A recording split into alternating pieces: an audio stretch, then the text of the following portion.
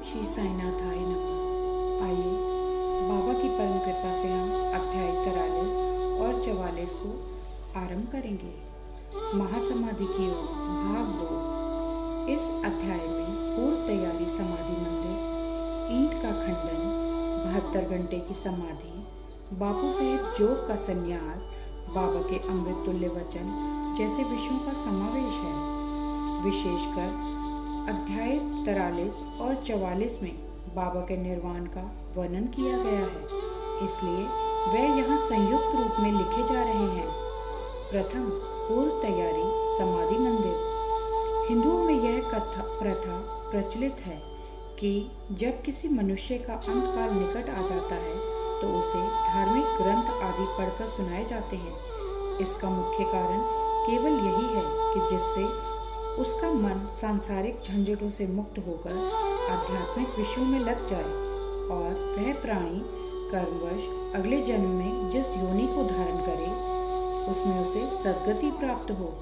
सर्वसाधारण को यह विदित ही है कि जब राजा परीक्षित को एक ब्रह्मर्षि पुत्र ने श्राप दिया और 1 सप्ताह के पश्चात ही उनका अंतकाल निकट आया तो महात्मा शुकदेव ने उन्हें उस सप्ताह में श्रीमद् भागवत पुराण का पाठ सुनाया, जिससे उनको मोक्ष की प्राप्ति हुई। यह प्रथा अभी भी अपनाई जाती है। महानिर्वाण के समय गीता, भागवत और अन्य ग्रंथों का पाठ किया जाता है। बाबा तो स्वयं अवतार थे, इसलिए उन्हें बाह्य साधनों की आवश्यकता नहीं थी, परंतु केवल दूसरों के समक्ष उदाहरण प्रस्तुत करने के हेतु ही उन्होंने इस प्रथा की उपेक्षा नहीं की। जब उन्हें विदित हो गया कि मैं अब शीघ्र इस नश्वर देह का त्याग करूंगा, तब उन्होंने श्री वजय को राम विजय प्रकरण सुनाने की आज्ञा दी। श्री वजय ने 1 सप्ताह प्रतिदिन पाठ सुनाया। तत्पश्चात बाबा ने उन्हें 8 प्रहर पाठ करने की आज्ञा दी। श्री वजय ने उस अध्याय की द्वितीय आवृत्ति 3 दिन में पूर्ण कर दी और इस प्रकार 11 दिन बीत गए। फिर 3 दिन और उन्होंने पाठ किया। अब श्री वजय बिल्कुल थक गए, इसलिए उन्हें विश्राम करने की आज्ञा हुई। बाबा अब बिल्कुल शांत बैठ गए और आत्मस्थित होकर वे अंतिम क्षण की प्रतीक्षा करने लगे। 2-3 दिन पूर्व ही प्रातःकाल से बाबा ने भिक्षाटन करना स्थगित कर दिया और वे मस्जिद में ही बैठे रहे। वे अपने अंतिम क्षण के लिए पूर्ण सचेत थे, इसलिए वे अपने भक्तों को धैर्य तो बंधाते रहते, पर उन्होंने किसी से भी अपने महानिर्वाण का निश्चित समय प्रकट नहीं किया। इन दिनों काका साहेब दीक्षित और श्रीमन बूटी बाबा के साथ मस्जिद में नित्य ही भोजन करते थे। महानिर्वाण के दिन अर्थात 15 अक्टूबर को आरती समाप्त होने के पश्चात बाबा ने उन लोगों को भी अपने निवास स्थान पर ही भोजन करके लौटने को कहा। फिर भी लक्ष्मीबाई शिंदे, भागोजी शिंदे, बयाजी, लक्ष्मण बाला शिंपी और नाना साहेब निमोनकर वहीं रह गए। श्यामा नीचे मस्जिद की सीढ़ियों पर बैठे थे। लक्ष्मीबाई शिंदे को 9 रुपए देने के पश्चात बाबा ने कहा कि मुझे मस्जिद में अब अच्छा नहीं लगता है, इसलिए मुझे खूंटी के पत्थरवाड़े में ले चलो, जहाँ मैं सुखपूर्वक रहूंगा। यह ही अंतिम शब्द उनके श्रीमुख से निकले। इसी समय बाबा बयाजी के शरीर की ओर झुक गए और अंतिम श्वास छोड़ दी। भागोजी ने देखा कि बाबा की श्वास रुक गई है। तब उन्होंने नाना साहेब निमोनकर को पुकारकर यह बात कही। नाना साहेब ने कुछ जल लाकर बाबा के श्रीमुख में डाला, जो बाहर लुढ़क आया। तभी उन्होंने जोर से आवाज लगाई, अरे देवा! तब बाबा ऐसे दिखाई पड़े जैसे उन्होंने धीरे से नेत्र खोलकर धीमे स्वर में ओह कहा हो, परंतु अब स्पष्ट विदित हो गया कि उन्होंने सचमुच ही पंचभूत शरीर त्याग दिया है। बाबा समाधिस्थ हो गए। यह हृदय विदारक दुसंवाद दावानल की भांति तुरंत चारों ओर फैल गया। शिरडी के सब नर नारी और बालकगण मस्जिद की ओर दौड़े। चारों ओर हाहाकार मच गया। सभी के हृदय पर वज्रपात हुआ। उनके हृदय विचलित होने लगे। कोई जोर जोर से चिल्लाकर रुदन करने लगा, कोई सड़कों पर लौटने लगा और बहुत से बेसुध होकर वहीं गिर पड़े। प्रत्येक की आंखों से झरझर आंसू गिर रहे थे। प्रलय काल के वातावरण में तांडव नृत्य का जैसा दृश्य उपस्थित हो जाता है, वही गति शिरडी के नर नारियों के रुदन से उपस्थित हो गई। उनके इस महान दुख में कौन आकर उन्हें धैर्य बंधाता, जबकि उन्होंने साक्षात सगुण परब्रह्म का सानिध्य खो दिया था। इस दुख का वर्णन भला कर ही कौन सकता है। अब कुछ भक्तों को श्री साईं बाबा के वचन याद आने लगे। किसी ने कहा कि बाबा ने अपने भक्तों से कहा था कि भविष्य में वह 8 वर्ष के बालक के रूप में पुनः प्रकट होंगे। कृष्णावतार में भी चक्रपाणि भगवान विष्णु ने ऐसी ही लीला की थी।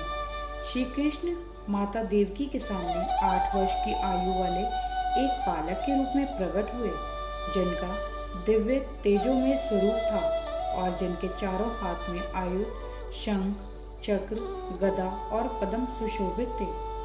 अपने उस अवतार में भगवान श्री कृष्ण ने भूभार हल्का किया था।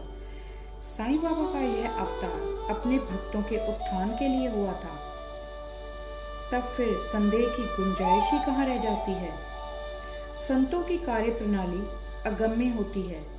साईं बाबा का अपने भक्तों के साथ यह संपर्क केवल एक पीढ़ी का नहीं, बल्कि पिछले कई जन्मों का संपर्क है। ऐसा प्रतीत होता है कि इस प्रकार का प्रेम संबंध विकसित करके महाराज दौरे पर चले गए हैं और भक्तों को दृढ़ विश्वास है कि वे शीघ्र ही पुनः वापस आ जाएंगे।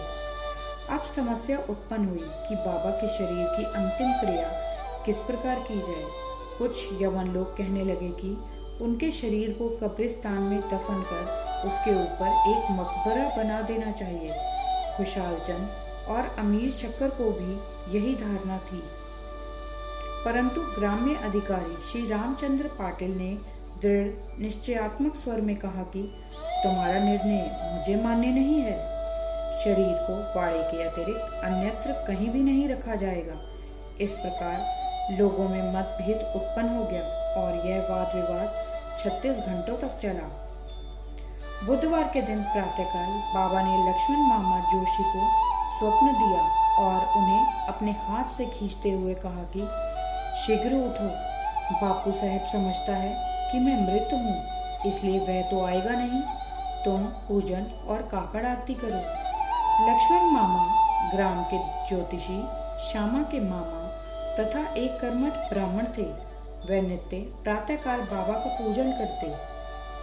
तत्पश्चात ही ग्राम के देवियों और देवताओं का उनकी बाबा पर दृढ़ निष्ठा थी, इसलिए इस दृष्टांत के पश्चात वे पूजन की समस्त सामग्री लेकर वहां आए और जो ही उन्होंने बाबा के मुख का आवरण हटाया तो उस निर्जीव अलौकिक महान प्रदीप्त प्रतिभा के दर्शन कर वे स्तब्ध हो गए, मानो हिमांशु ने उन्हें अपने पाश में आबद्ध करके जड़वत बना दिया हो। स्वप्न की स्मृति ने उन्हें अपना कर्तव्य करने को प्रेरित कर दिया। फिर उन्होंने मौलवियों के विरोध की कुछ चिंता न कर विधिवत पूजन और काकड़ आरती की। दोपहर बापू साहब जोग भी अन्य भक्तों के साथ आए और सदैव की भांति मध्याह्न की आरती की। बाबा के अंतिम श्री वचनों को आदर पूर्वक स्वीकार करके लोगों ने उनके शरीर को बूटीवाड़ी में ही रखने का निश्चय किया और वहां का मध्य भाग खोदना प्रारंभ कर दिया। मंगलवार की संध्या को रहाता से सब इंस्पेक्टर और भिन्न भिन्न स्थानों से अनेक लोग आकर वहां एकत्रित हुए। सब लोगों ने उस प्रस्ताव को स्वीकार कर लिया। दूसरे दिन प्रातःकाल बंबई से अमीर भाई और कोपरगांव के मामलेदार भी वहां आ पहुंचे। उन्होंने देखा कि लोग अभी भी एकमत नहीं हैं। तब उन्होंने मतदान करवाया और पाया कि अधिकांश लोगों का बहुमत वाड़े के पक्ष में ही है। फिर भी वे इस विषय में कलेक्टर की स्वीकृति अति आवश्यक समझते थे। तब काका साहब स्वयं अहमदनगर जाने को उद्यत हो गए, परंतु बाबा की प्रेरणा से विपक्षियों ने भी प्रस्ताव सहज स्वीकार कर लिया और उन सब ने मिलकर अपना मत भी वाड़े के पक्ष में दिया। अतः बुधवार की संध्या को बाबा का पवित्र शरीर बड़ी धूमधाम और समारोह के साथ वाड़े में लाया गया और विधि पूर्वक उस स्थान पर समाधि बना दी गई जहां मुरलीधर की मूर्ति स्थापित होने को थी। सच तो यह है कि बाबा मुरलीधर बन गए और वाड़ा समाधि मंदिर एवं भक्तों का एक पवित्र देव स्थान जहां अनेकों भक्त आया जाया करते और अभी भी नित्य प्रति वहां आकर सुख और शांति प्राप्त करते हैं। बाला साहेब भाटे और बाबा के अनन्य भक्त श्री उपासनी ने बाबा की विधिवत अंतिम क्रिया की, जैसा प्रोफेसर नार्के को देखने में आया। यह बात विशेषतर ध्यान देने योग्य है कि बाबा का शरीर 36 घंटे के उपरांत भी जड़ नहीं हुआ और उनके शरीर का प्रत्येक अवयव लचीला बना रहा, जिससे उनके शरीर पर से कफनी बिना चीरे हुए सरलता से निकाली जा सकी। आइए अब सुने ईंट का खंडन। बाबा के निर्वाण के कुछ समय पूर्व एक अपशकुन हुआ जो इस घटना की पूर्व सूचना स्वरूप था। मस्जिद में एक पुरानी ईंट थी जिस पर बाबा अपना हाथ टेक कर रखते थे। रात्रि के समय बाबा उस पर सिर रखकर शयन किया करते थे। यह अनेक वर्षों तक चला। एक दिन बाबा की अनुपस्थिति में एक बालक ने मस्जिद में झाड़ू लगाते समय वह ईंट अपने हाथ में उठाई। दुर्भाग्यवश वह ईंट उसके हाथ से गिर पड़ी और उसके 2 टुकड़े हो गए। जब बाबा को इस बात की सूचना मिली तो उन्हें बड़ा दुख हुआ और वह कहने लगे कि यह ईंट नहीं फूटी है, मेरा भाग्य ही फूटकर छिन्न भिन्न हो गया है। यह तो मेरी जीवन संगिनी थी और इसको अपने पास रखकर मैं आत्मचिंतन किया करता था। यह मुझे अपने प्राणों के समान प्रिय थी और आज उसने मेरा भी साथ छोड़ दिया है। कुछ लोग यहाँ शंका कर सकते हैं कि बाबा को ईंट जैसी एक तुच्छ वस्तु के लिए इतना शोक क्यों करना चाहिए। इसका उत्तर हेमाड पंत इस प्रकार देते हैं कि संत जगत के उद्धार तथा दीन और अनाश्रितों के कल्याणार्थी अवतीर्ण होते हैं। जब वे नरदेह धारण करते हैं और जनसंपर्क में आते हैं तो वे इसी प्रकार आचरण किया करते हैं, अर्थात बाह्य रूप से वे अन्य लोगों के समान ही हंसते, खेलते और रोते हैं, परंतु आंतरिक रूप से वे अपने अवतार कार्य और उसके ध्येय के लिए सदैव सजग रहते हैं। आइए अब सुनते हैं 72 घंटे की समाधि। इसके 32 वर्ष पूर्व भी बाबा ने अपनी जीवन रेखा पार करने का एक प्रयास किया था। सन 1886 में मार्गशीर्ष पूर्णिमा के दिन बाबा को दमा से अधिक पीड़ा हुई और इस व्याधि से छुटकारा पाने के लिए उन्होंने अपने प्राण ब्रह्मांड में चढ़ाकर समाधि लगाने का विचार किया। अतएव उन्होंने भक्त महासापति से कहा कि तुम मेरे शरीर की 3 दिन तक रक्षा करना और यदि मैं वापस लौट आया तो ठीक है, नहीं तो उस स्थान पर मेरी समाधि बना देना और 2 ध्वजाएं चिन्ह स्वरूप फहरा देना। ऐसा कहकर बाबा रात में लगभग 10 बजे पृथ्वी पर लेट गए। उनका श्वासोच्छ्वास बंद हो गया और ऐसा दिखाई देने लगा कि जैसे उनके शरीर में प्राण ही ना हो। सभी लोग, जिनमें ग्रामवासी भी थे, वहां एकत्रित हुए और शरीर परीक्षण के पश्चात शरीर को उनके द्वारा बतलाए हुए स्थान पर समाधिस्थ कर देने का निश्चय करने लगे, परंतु भक्त महासापति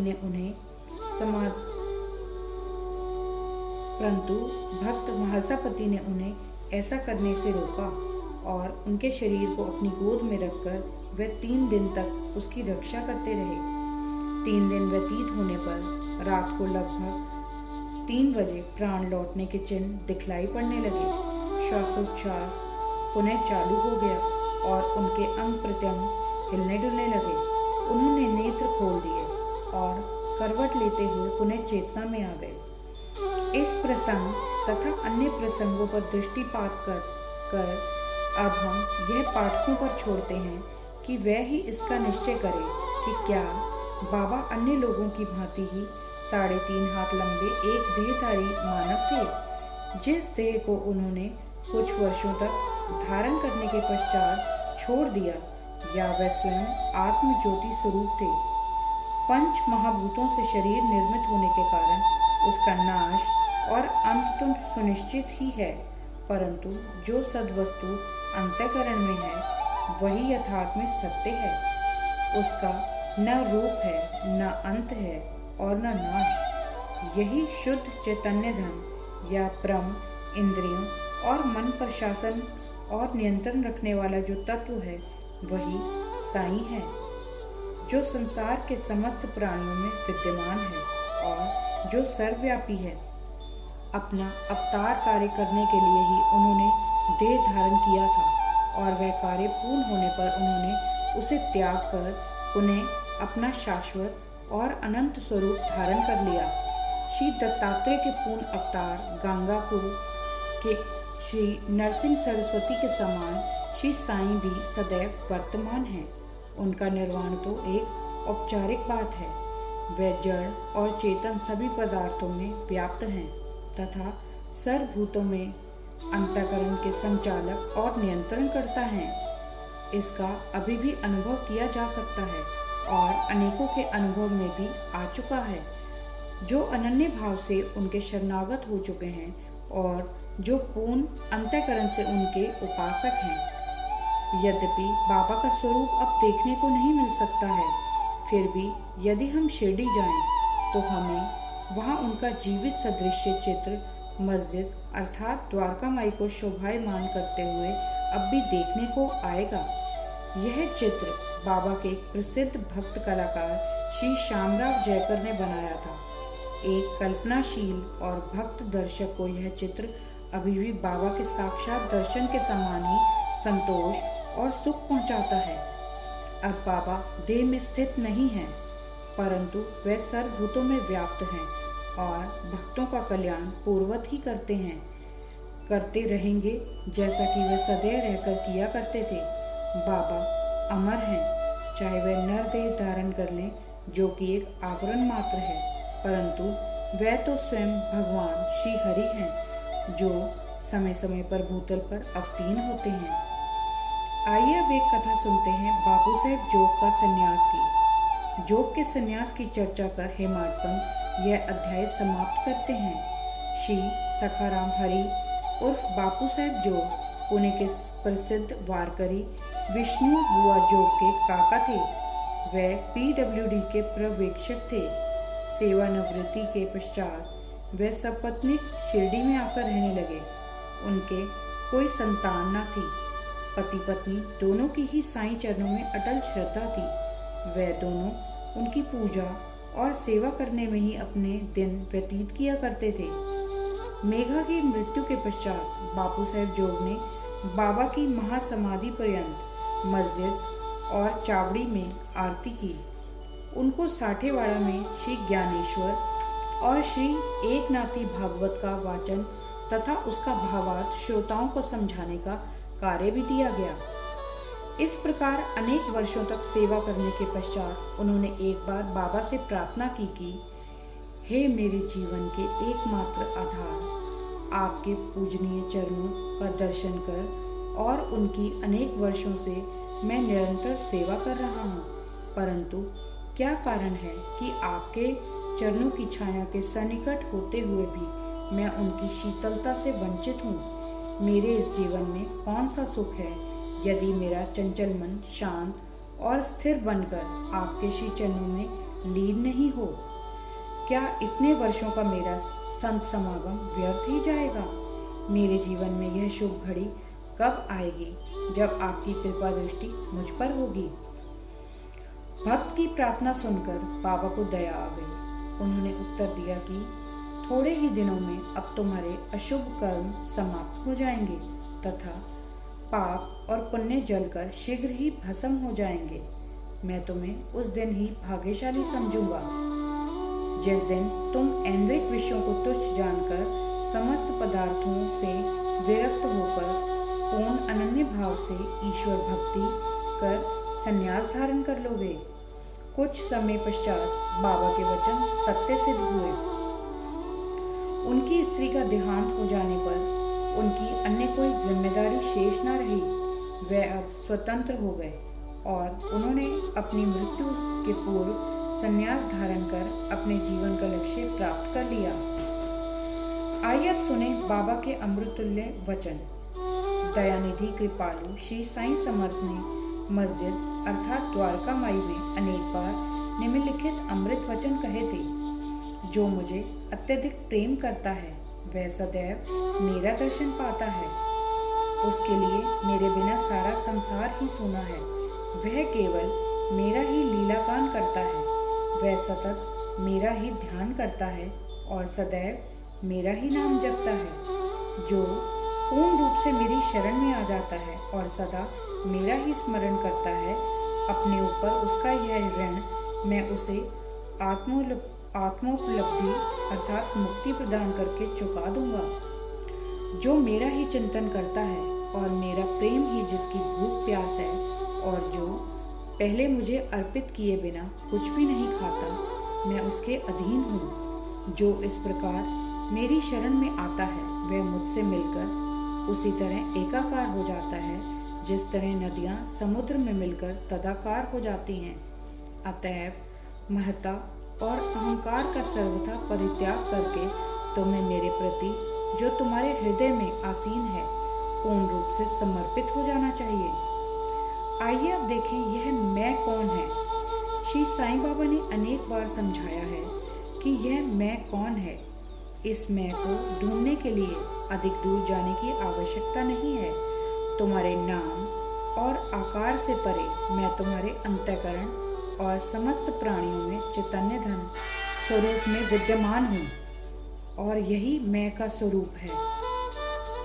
ऐसा समझकर तुम अपने तथा समस्त प्राणियों में मेरा ही दर्शन करो। यदि तुम इसका नित्य प्रति अभ्यास करोगे जो तुम्हें मेरी सर्वव्यापकता का अनुभव शीघ्र हो जाएगा और मेरे साथ अभिन्नता प्राप्त हो जाएगी। अतः हेमाडपंथ पाठकों को नमन कर उनसे प्रेम और आदर पूर्वक विनम्र प्रार्थना करते हैं कि उन्हें समस्त देवताओं, संतों और भक्तों का आदर करना चाहिए। बाबा सदैव कहा करते थे कि जो दूसरों को पीड़ा पहुंचाता है वह मेरे हृदय को दुख देता है तथा मुझे कष्ट पहुंचाता है। इसके विपरीत जो स्वयं कष्ट सहन करता है वह मुझे अधिक प्रिय है।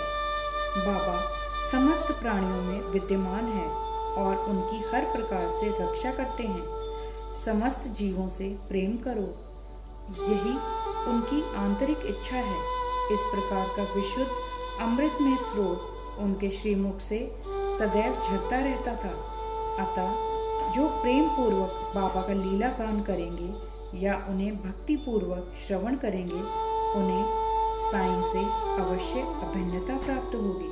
श्री सद्गुरु साईनाथार्पणमस्तु। शुभम भवतु। अध्याय 43 और 44 संपूर्ण। ओम साईं राम।